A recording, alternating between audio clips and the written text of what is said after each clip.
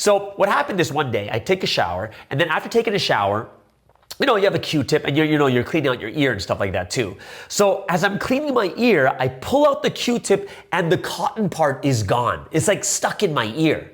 So I was like, what the heck? And I was like, oh, I'm trying to pull it out. I can't get it out. Trying to use another cotton swab, trying other things. I couldn't get it out. So I'm thinking to myself, it's like, what am I going to do?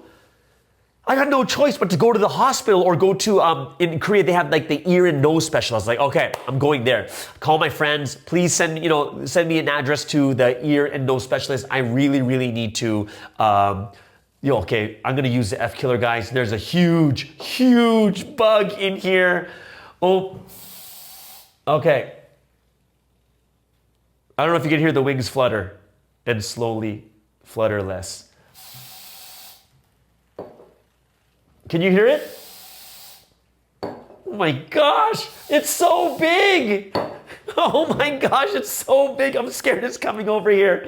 Okay, it's huge, right? But, okay, so what happened was I took it out and I'm like, oh my gosh, I got to go to the ear and nose specialist. I go to the ear and nose specialist and I'm embarrassed. I'm seriously embarrassed. I'm like, man, I'm going to spend this money on my ear. The doctor looks at my ear for like a second, and he like takes a picture and he says, that's in your ear. He said, let me post a picture up for you right here, right? So here is, the cotton in my ear. Doctor takes 3 seconds to pull it out, and that already there is gonna cost me like $30 US, right? So I'm sitting there like, man, you know what? If I'm gonna do this, I might as well get the most out of it. So I'm like, hey, doctor, nose. I got a nose problem. It's always clogged. He's like, oh, how long? And I was like, well, it's been like 20 years.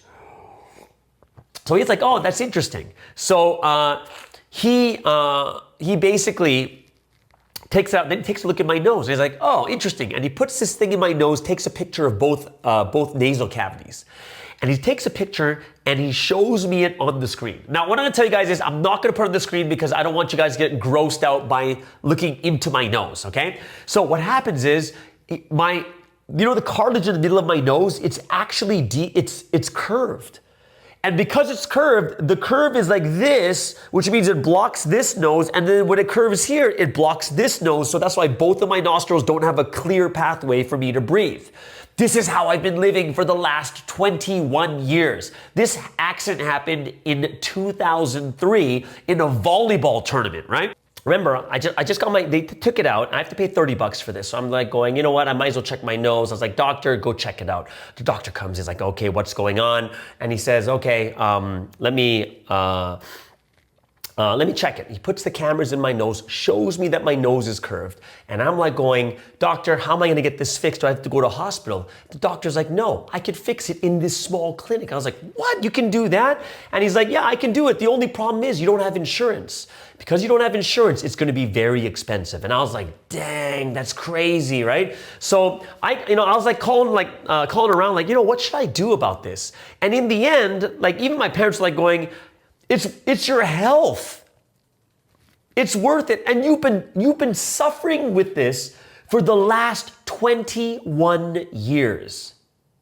You've been suffering for 21 years. Why don't you just get it fixed? And I was like, wow, that's, I should, right? So I decided like, yeah, I'm gonna get it fixed before the end of this year. I'm hoping that as I get my work visa and stuff here, that my insurance will kick in so that I can get my nose fixed right away. So I am so grateful and thankful to God that He was able to, that now I'm able to fix my nose. And this is kind of the thing that I want you guys to kind of gain from this, okay? Because I was really thinking about this, is like, isn't it so odd that I was able to fix my nose because of something so small that happened with my ear? You know what I mean? It's like God led me to this place because of something so small, but it wasn't for this, it was for this. And I would say, how many times in our lives has God taken us somewhere, we complain, we think there's something wrong, we're like, God, why is it like this? And then later, something better comes from it. And I think this is something that we have to realize all the more, right? We have to be the ones that understand how God works, and God's not always gonna work with just like, oh, you wanna fix your nose? I'm gonna fix your nose, right? But sometimes because, we need to be led by God's inspiration, a lot of times, like think about this, my nose, I gave up on my nose. 21 years of being in this type of situation, I thought to myself, I'm just going to be like this for the rest of my life. And the only way God can get me to check my nose is for me to get cotton stuck in my ear, to go there, pay $30 and just say, you know what?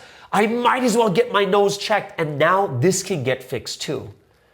And I think this kind of shows to us that the way God works is way different than the way that we think. And I think one of the most famous verses that I think all of us know is Isaiah 55. What verse is it? It's verse 8 and 9. So let me pull it up right here. Isaiah 55, verse 8 and 9. Very, very famous verse. And what does God say? He says, "For my thoughts are not your thoughts, neither are your ways my ways, declares the Lord. As the heavens are higher than the earth, so are my ways higher than your ways, and my thoughts than your thoughts," right? So when you look at this, one of the things that God is telling us, and we have to absolutely understand this clearly, we have to realize this, right? One of the things my pastor taught me was there's a huge difference between knowledge, like knowing and realizing, right? Knowing is what? Knowing is like 2 plus 2 and you memorize equals 4. That's to know, right? 2 plus 2 equals 4, right? But what does it mean to realize 2 plus 2? When you finally realize the concept of 2 plus 2, then you start to answer things that you will never, ever be able to physically calculate. So what does that mean? Well, if you know 2 plus 2 equals 4, you just memorize 2 plus 2 equals 4. When you realize it, they'll say, what is 2 million plus 2 million? It is 4 million. What is 2 billion plus 4 billion? What is 200 trillion? Plus 200 trillion, it's 400 trillion. Why? Because you realized 2 plus 2. It's not just a knowing, it's a realization. And even though we've read this verse so many times, my thoughts and your thoughts and my ways and your ways are so different. How different are they? Well, God says it's so different. It's the difference between the heavens and the earth. We can't even measure that we can't even see how big that really and truly is. That's the difference between us and God.